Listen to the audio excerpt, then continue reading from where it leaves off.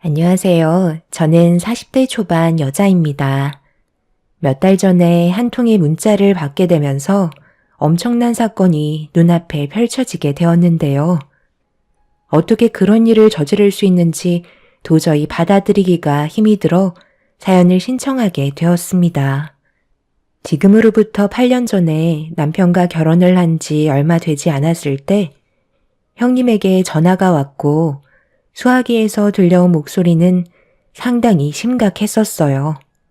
시모가 횡단보도를 건너시던 도중에 사고가 나셨는데 달려오던 차량의 속도가 느린 편이 아니라서 위중하시다는 소식을 무방비 상태로 듣고 말았습니다. 옆에서 운전 중이던 남편은 너무 놀랐는지 갓길에 차를 세운 뒤 핸드폰을 건네받아 어디 병원으로 입원을 하셨는지 위치를 물어본 다음 차를 돌려 급하게 병원으로 향하게 되었어요.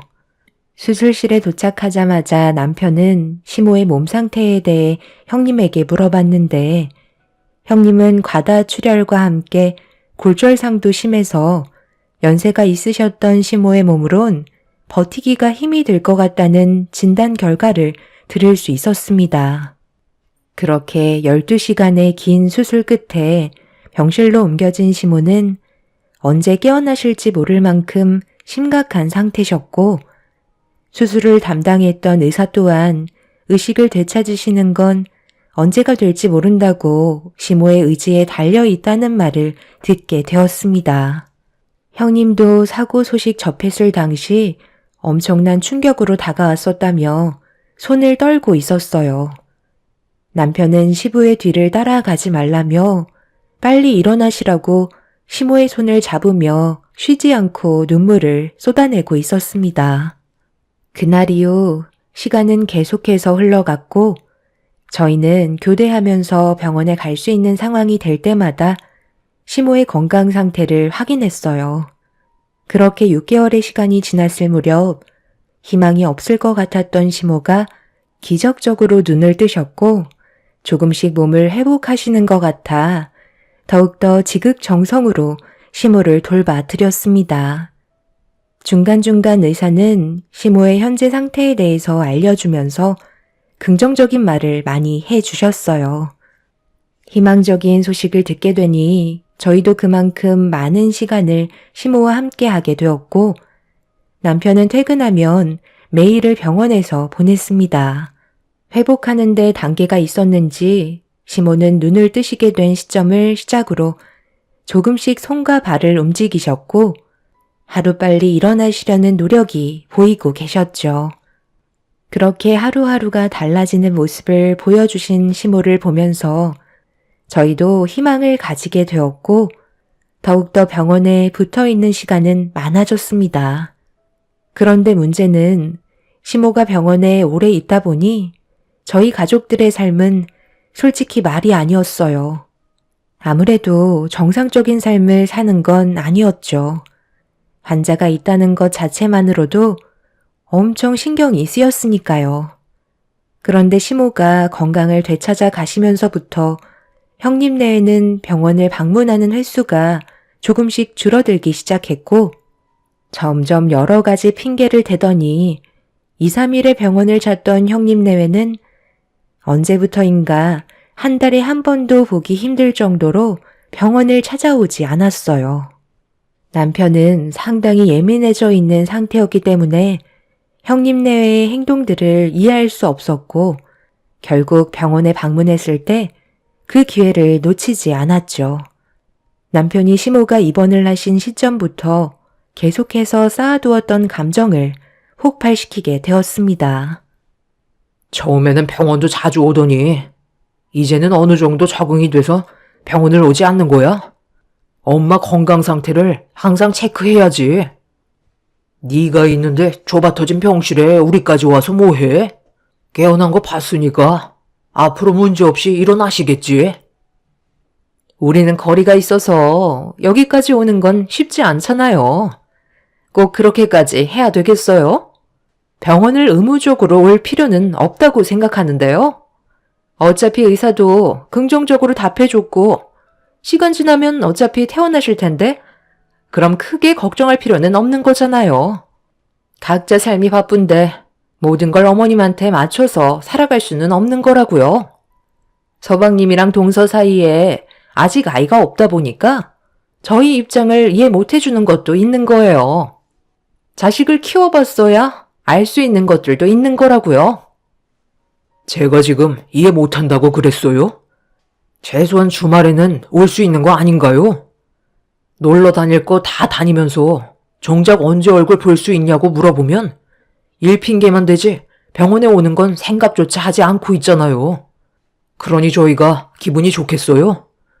하루 이틀도 아니고 언제 태어나실지도 모르는데 계속해서 저희만 지속적으로 희생하는 건 불만이 나을 수밖에 없는 거죠. 계속해서 안 좋은 말을 늘어놓으니까 오늘도 억지로 온 거잖아요. 제 말이 틀렸어요? 지금 너희 형수한테 그게 무슨 말버릇이야? 아무리 네가 기분 나쁜 것들이 있다 해도 좋게 대화로 풀어나갈 수 있는 건데 지금 하는 꼴은 우리랑 싸우자는 것밖에 더 돼? 어찌됐든 네가 원하는 대로 우리가 움직일 수는 없으니까 그렇게 알고 있어. 거리가 가까운 네가 그 정도도 못 해주는 게 가족이야? 상황에 맞게 도와주면 되는 거 아니야. 괜히 이런 일로 서로 감정 소모하지 말자.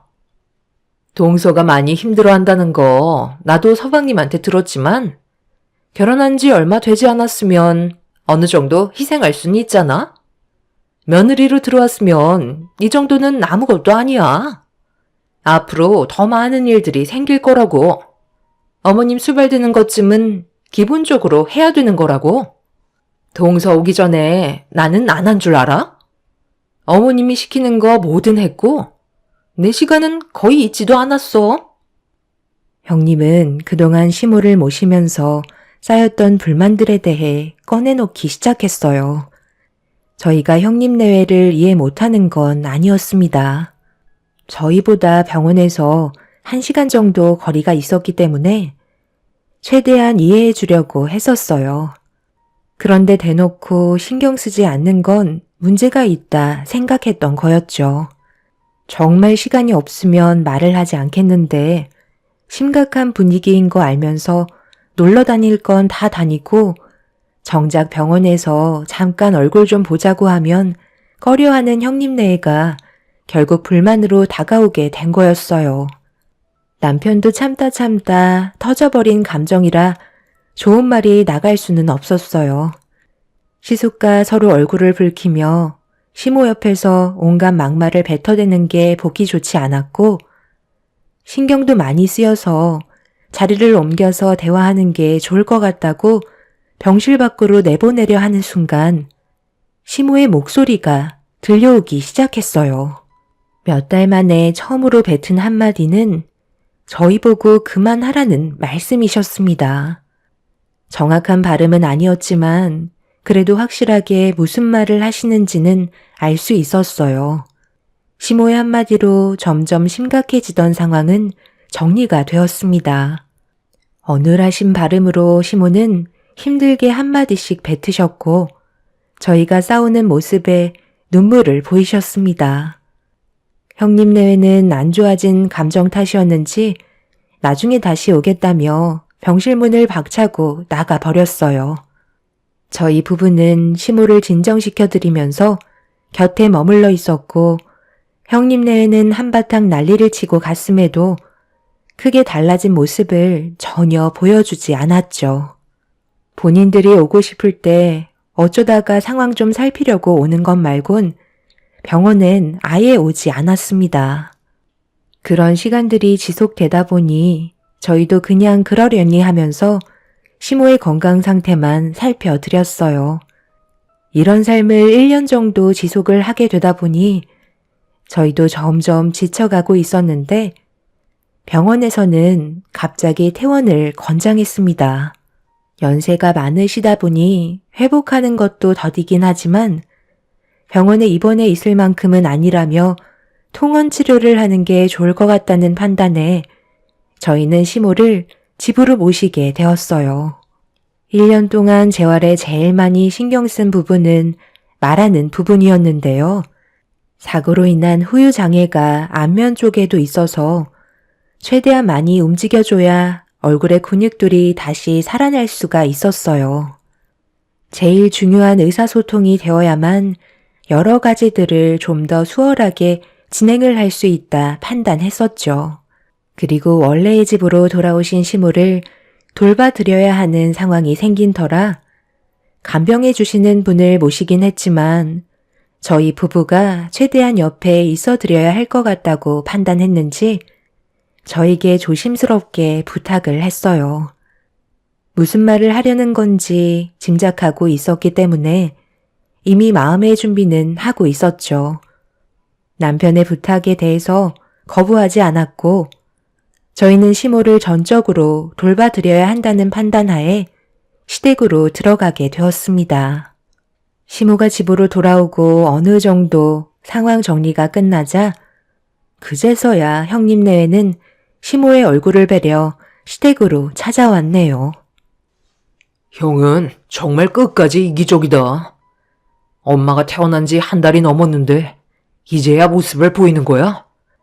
형은 엄마 자식이 아니야? 바쁘게 살다 보면 그럴 수도 있는 거지. 일단 어머니 얼굴 뵈러 온 거면 된 거 아니야? 그 입 좀 다물고 있지. 내가 너를 보러 온 것도 아니고 어머니 얼굴 좀 뵈러 온 건데 왜 네가 잔소리인 건데?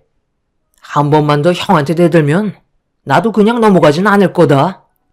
가만히 있으니까 적당이라는 게 없어. 오래간만에 얼굴 보는 만큼 그냥 조용히 넘어가자. 동서, 그동안 고생 좀 많이 했나 봐. 얼굴살이 아주 쏙 빠졌네. 사람 하나 돌보는 게 쉬운 문제는 아니지? 어머님, 저희 왔어요. 그간 잘 지내셨어요? 요즘 일이 너무 바빠서 시간을 내기가 쉽지 않더라고요. 서운하신 건 아니시죠? 뭐 하러 왔어? 그냥 너희들 할 거 하면서 살면 되는 거지. 많이 바쁜데 억지로 올 필요는 없다. 나는 하루하루 좋아지고 있으니까 걱정하지 말고 간간히 생각날 때 얼굴이나 비추면 그걸로 된 거다. 이왕 온 거 저녁이나 먹고 가라. 시모의 말투는 이미 형님 내외에 대한 감정이 많이 없는 듯 보였어요. 시모가 사고가 난 이후 그동안 보여줬던 행동들에 대해 많은 실망을 하고 계신 것 같았습니다. 그렇게 모두가 둘러앉아 저녁을 먹고 있는데 시모를 챙겨드리는 저를 바라보고 있던 형님이 뚫어지게 쳐다보면서 한마디 했는데 그 말이 너무 어이가 없고 화가 나서 저도 모르게 흥분을 하고 말았어요. 동서는 머리가 참 좋은 것 같아. 정말 큰 결심을 하지 않고서야 어머님 댁에서 지내는 게 쉽지 않을 텐데 이번 기회에 제대로 각인시켜 드렸겠어. 어머님은 동서가 얼마나 고맙고 마음에 드시겠어. 결혼한 지 이제 1년 지났는데 친엄마처럼 옆에서 온갖 수발 다 들어주고 있잖아.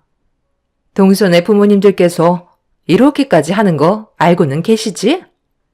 어떻게 보면 안쓰럽기도 하는데 반대로 생각하면 이번 기회에 제대로 한 건 하려는 게 내 눈엔 딱 보이거든. 어머님께서 살고 계신 이 집을 중심으로 주변 집값이 상당히 많이 오르고 있는데 혹시 그거 알고 들어온 거야? 이런 의심하고 싶지 않은데 조금의 고민도 하지 않고 어머님을 보살펴 드리겠다고 들어온 걸 보면 이 집을 동서의 소유로 만들려는 계획 아니야? 솔직히 내가 이런 말 하는 거 서운하게 생각하지 않았으면 좋겠어. 누가 봐도 동서가 그런 식으로 행동하려는 게 보인다니까? 그래서 이참에 궁금해서 물어본 거야. 내 입장에서는 아무리 많은 돈을 준다 해도 누구를 보살펴 드릴 수 없을 것 같거든. 그에 따른 스트레스가 내 몸을 망치는데 돈이 중요하겠어? 그런데 동서를 보면 항상 돈을 따라가는 것 같아서. 이건 정말 내 개인적인 생각이야. 지금 이 집 시세가 한 20억 정도 잡혀 있는 걸로 아는데 어머님이 언제까지 사실지 아무도 모르잖아? 너무 돈을 쫓아가려 하지 마. 어차피 이 집은 동서의 소유가 될 수 없다는 거 알지? 재산이란 모두 공평하게 나눠야 하는 거라고. 나중에 동서가 어머님을 보살펴 드렸다는 게 어느 정도 플러스 요인이 되겠지. 하지만 그 금액이 크진 않다는 거야. 왠 줄 알아? 이 집의 장남이 바로 이 사람이잖아. 모든 재산은 장남이 더 가져가게 되어 있거든. 지금 이 자리는 식사하는 자리인 거지 재산 얘기를 하는 곳은 아닌데요. 그리고 형님은 벌써부터 그런 생각을 가지고 계신 거였어요. 저는 정말 조금도 그런 생각을 해본 적이 없었는데 돈에 대한 집착이 저보다 형님이 더 큰 것 같은데요. 제가 여기에서 어머님 보살펴 드리고 있으니까 이 집이 저희 부부의 소유가 될까봐 엄청 불안하신가 봐요. 그럼 형님이 들어오셔서 어머님 보살펴 드리면 되잖아요. 저는 지금까지 스트레스 받은 적 한 번도 없고 아주 잘 지내고 있어요. 오히려 형님이 오셔서 스트레스를 받고 있는 거죠. 식사 다 하셨으면 이만 일어나실까요? 저희도 일찍 정리하고 쉬어야 하거든요. 어머님 다 드셨으면 방으로 모셔드릴게요. 당신은 아주버님이랑 형님 배웅해 드려. 가시는 건 못 볼 것 같아요. 그럼 살펴가세요. 저는 휠체어에 앉아 계신 시모를 방으로 모셔다 드렸어요. 형님은 저의 거침없는 모습을 보곤 당황했는지 얼굴 표정이 일그러지고 있었습니다. 결국 형님은 참지 못하고 시모의 방으로 들어와선 자기한테 버릇없는 모습을 보인 점에 대해 그냥 넘어가지 않을 거라며 한바탕 소란을 피운 뒤 집으로 돌아갔어요. 형님 내외는 그날 이후부터 시댁에 한 번도 찾아오지 않았죠. 저희 부부가 먼저 형님 내외한테 연락을 할 필요는 없었기 때문에 아무것도 하지 않았습니다. 그렇게 시간은 계속해서 흘러가 어느덧 시댁에서 시모와 함께 보낸 세월이 8년이 지나가 버렸네요. 그리고 점점 몸 상태가 좋아지실 거라 기대했던 시모는 오히려 반대로 건강 상태가 많이 약해져 계신 상태였어요. 사고로 인한 후유증이 악화되다 보니 여기저기 아픈 곳이 많아지셨죠. 병원에서는 연세가 많으셔서 기력이 약해지시는 거기 때문에 앞날이 어떻게 될지 모르겠다는 말만 반복하셨어요. 여러 가지 질병이 더해 세월이 흘러 세상을 떠나게 되시는 건 의사도 어찌할 수 없다며 현실을 받아들여야 한다는 말을 하셨죠.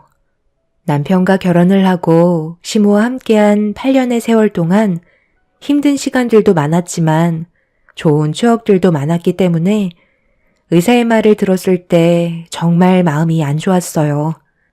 그렇게 저희 가족은 다시 집으로 돌아와 우울한 감정을 가진 채 차에서 시모를 내려드리고 있는데 그동안 연락 한 통 없었던 형님 내외가 모습을 드러냈습니다. 동서, 그동안 잘 지내고 있었어? 안 본 사이에 얼굴이 많이 변했네? 고생 좀 했나 보다. 그런데 눈은 왜 이렇게 빨간 거야? 무슨 일 있었어? 딱 보니까 눈물 좀 흘린 것 같은데? 어머님은 그때보다 더 안 좋아지신 것 같은데? 병원에서 안 좋은 말이라도 들었나? 여긴 뭐하러 오셨어요? 저희랑 얼굴 볼 일 없지 않나요? 할 말 없으니까 들어오지 마세요. 지금은 별로 대화하고 싶지 않아서요. 동서가 뭘 착각하고 있는 것 같은데? 내가 지금 동서 얼굴 보려고 몇 년 만에 나타난 것 같아? 우리는 어머님 뵈러 온 거야. 어머님, 잘 지내고 계셨어요? 저희 말 들리세요? 다름이 아니라 이번에 여기 주위 집값이 상당히 많이 올랐더라고요. 그동안 유심히 지켜보고 있었는데 지금이 타이밍인 것 같았어요. 59억으로 올랐던데요? 그래서 집 문제 때문에 얘기 좀 하려고 찾아온 거예요. 동서, 어머님 귀가 안 들리셔? 왜 내가 말을 하고 있는데도 아무런 반응이 없으신 거야? 초점도 거의 없으신 것 같은데? 이 집을 어떻게 하려고요? 집값이 많이 올랐나 봐요. 그동안 얼굴 한번 안 비치고 놀러만 다니시더니 여기 집은 유심히 지켜보고 있었나 보죠? 형수가 생각하는 방향대로 움직이지 않을 거고 얼굴 마주하고 싶지도 않으니까 그만 돌아가 주세요. 내가 방금 얘기하지 않았나? 우리는 서방님이랑 동서 얼굴 보러 온 거 아니라니까요. 어머님이랑 대화하려고 온 거라고요. 지금 어머님 건강 상태가 안 좋으니까 나중에 다시 오세요. 어머님이 이렇게까지 되실 때까지 형님은 전국 일주 여행 다니셨는데 누가 좋게 봐줄 수 있겠어요? 지금은 어머님이 휴식을 취하셔야 하는 상황이라 괜찮아지셨을 때 다시 오든 하세요. 형님 내외는 저희 부부에게 볼 일이 없다며 강하게 밀치더니 시모를 태운 휠체어를 대신 끌면서 집으로 들어갔어요. 화가 머리끝까지 올라온 남편은 뭐 하는 짓이냐고 소리를 질렀고 결국 시속과 몸을 부딪히게 되는 일까지 발생이 되었습니다. 7년이라는 시간 동안 연락이 없던 형님 내외가 갑자기 찾아온 건 시모가 살고 계신 집값이 가파르게 상승을 해서 서둘러 처분하고 싶은 생각을 가지고 있는 듯 보였습니다. 7년 전까지만 해도 20억이었던 집값이 59억으로 뛰었다고 형님은 집의 명의를 시속으로 옮기려는 계획을 가지고 찾아온 거였어요. 그런데 시모의 건강 상태가 심각해져 있는 모습을 보곤 서둘러 처리하려는 듯 시모와 억지로 대화를 이어나가려는 형님 내의 행동들이 남편을 분노하게 만들었습니다. 시모의 건강 상태에 대해서는 조금도 신경 쓰지 않고 오로지 눈앞에 보이는 돈만 집착을 하고 있었죠. 시모의 건강이 어떤지 한 번도 살피지 않았던 사람들이 돈에 눈이 멀어 난리를 치는 모습을 보니 사람이 아닌 것 같아 보였어요. 중간에서 힘들어 하시던 시모는 형님 내외한테 많이 실망을 했는지 힘겹게 입을 여셨고 형님은 시모의 한마디에 화를 내고 말았습니다. 너희들한테는 10원짜리 하나도 주지 않을 거니? 조금도 기대하지 마라. 얼굴 보고 싶지 않으니까 내 앞에서 사라지지 못해? 어머님, 방금 뭐라고 하셨어요? 지금 10원짜리 하나도 주지 않겠다고 하셨어요? 저희가 뭘 어쨌는데요? 사는 게 바쁘다 보면 그럴 수도 있는 거지. 뭘 그거 가지고 서운해하세요? 뭔가 상당히 착각하고 계신 것 같은데요. 어머님 세상 떠나시면 저희가 두 눈 뜨고 당하기만 할 것 같아요. 법적으로 소송을 걸어서라도 뺏을 수 있는 건 전부 다 가지고 갈 거라고요. 형은 엄마 앞에서 이런 모습을 꼭 보여야 하는 거야? 병원에서 오늘 뭐라고 그랬는지 알아? 엄마가 연세도 있으셔서 사고가 난 이후부터 좀처럼 회복을 하지 못하고 계셨는데 시간이 지날수록 기력이 떨어지다 보니 점점 약해지셔서 건강 상태가 더욱더 안 좋아지셨다고 했소.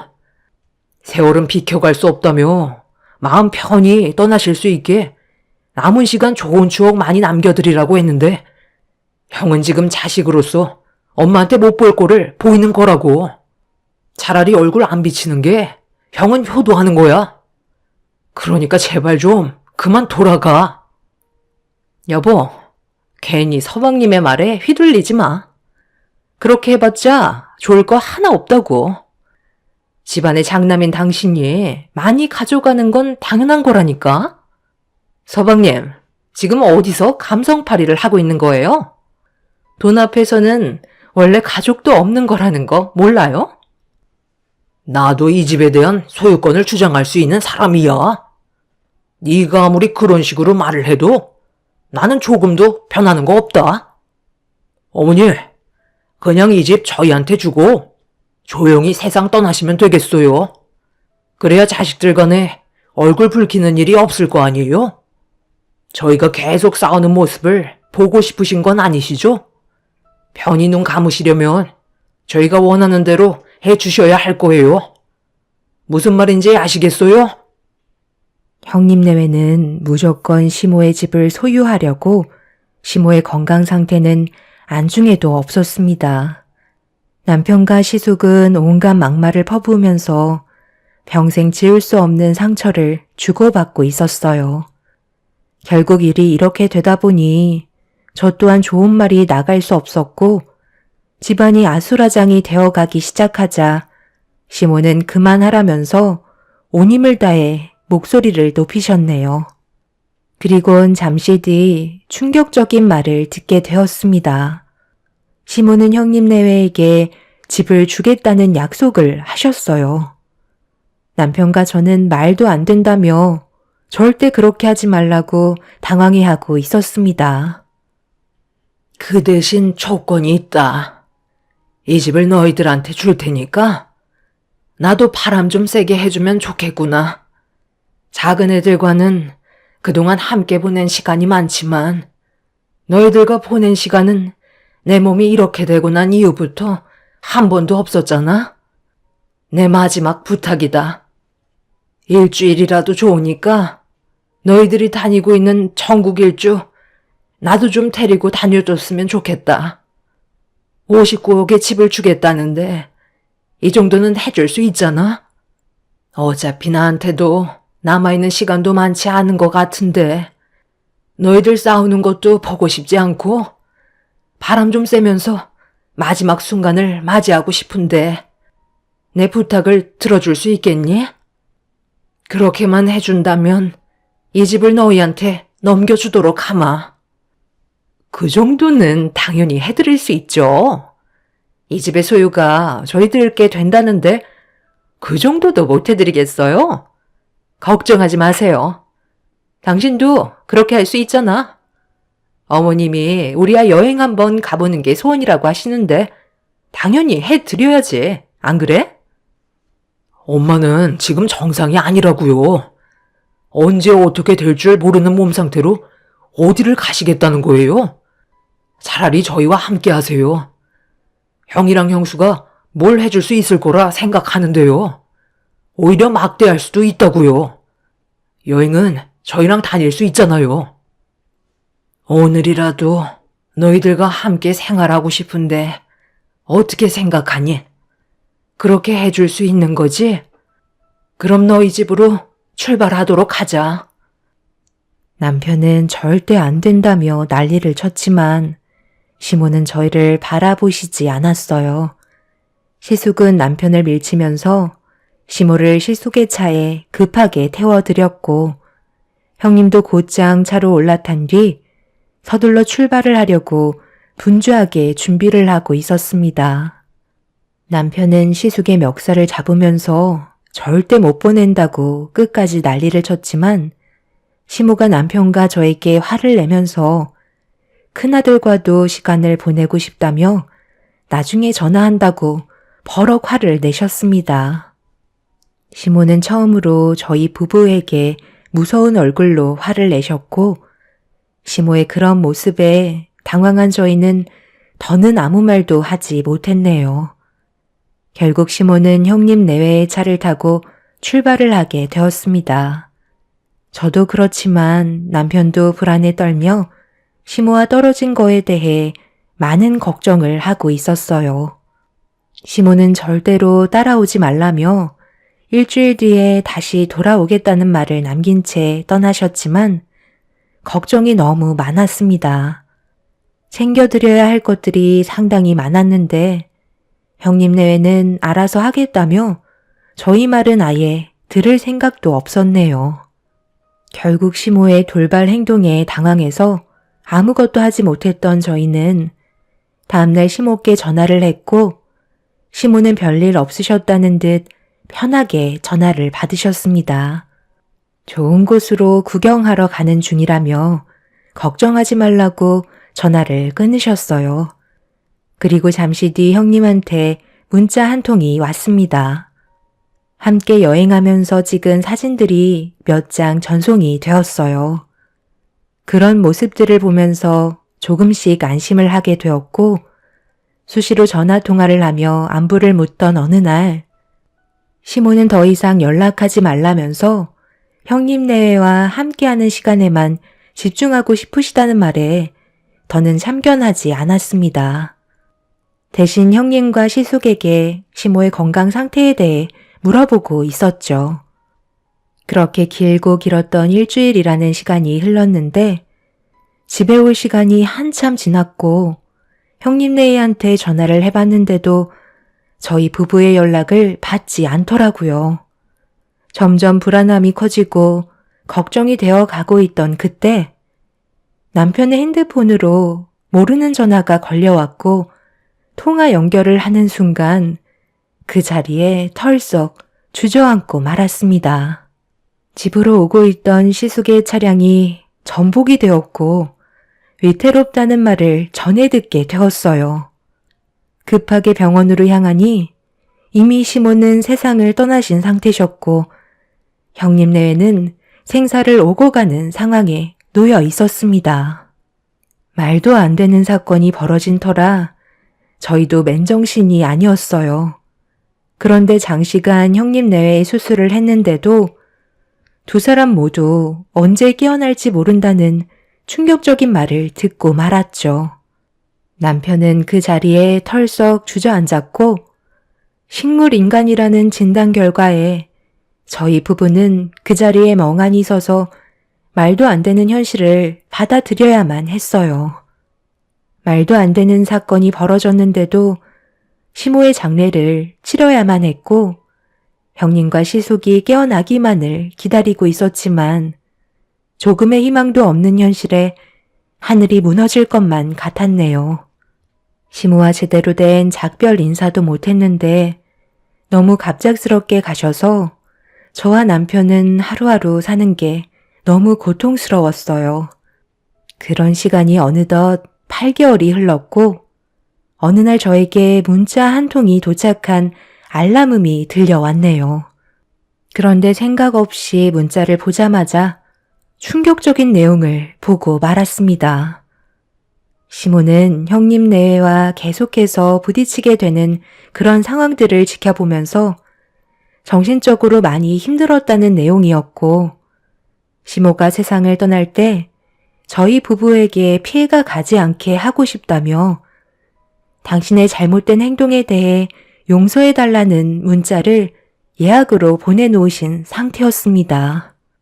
말도 안 되는 진실들이 밝혀지면서 저는 그 자리에 주저앉았고 남편도 시모에게 예약 문자가 온 내용을 보며 경악을 하고 말았어요. 시모의 선택이 저희를 너무 혼란스럽게 만들었고 지금도 어떻게 해야 할지 몰라 눈앞이 캄캄한 상태입니다. 여러분들께서는 저희가 앞으로 어떤 삶을 선택하면 좋을지 의견을 주실 수 있나요? 시모의 계획으로 인해 엄청난 일이 벌어졌지만 문제는 형님과 시숙은 식물인간 상태로 병원에 누워만 있는 상태입니다. 문제는 조카들이 있다는 게 걱정이죠. 어머님이 남기고 가신 집을 처분하고 조카들에게 줘야 하는 걸까요? 어떻게 해결해야 할지 몰라 너무 답답하네요.